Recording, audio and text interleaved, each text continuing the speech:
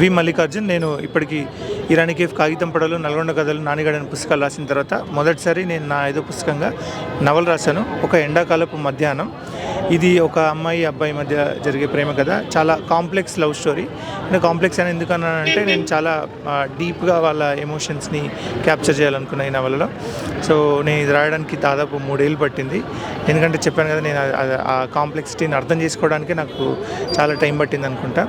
So నేను ఈ కథ ద్వారా చెప్పాలనుకుంటుంది ఏంటంటే, మనకి ఒక కథ చెప్తే దాని నుంచి చాలా ఇంటర్ప్రిటేషన్స్ వస్తాయి కదా, రకరకాల కోణాల్లో రకరకాల విశ్లేషణలు ఉంటాయి కదా. ఈ కథ చదివినప్పుడు ఖచ్చితంగా అలాంటి విశ్లేషణలు వస్తాయని, రకరకాలుగా ఇంటర్ప్రిట్ చేస్తారని నా నమ్మకము.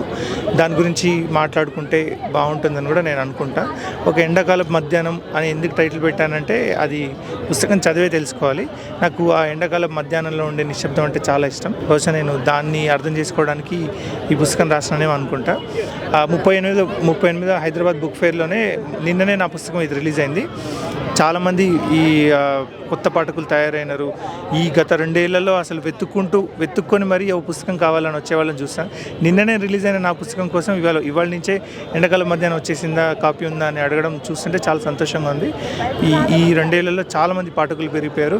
బుక్ ఫేర్ మన గేటు మూసేసినా కూడా తోసుకొని వచ్చే ఎంతమంది జనం ఉన్నారంటే అర్థం చేసుకోవచ్చు పుస్తకాలకి ఎంత విలువ పెరిగిందనేది. నాకైతే చాలా సంతోషంగా ఉంది.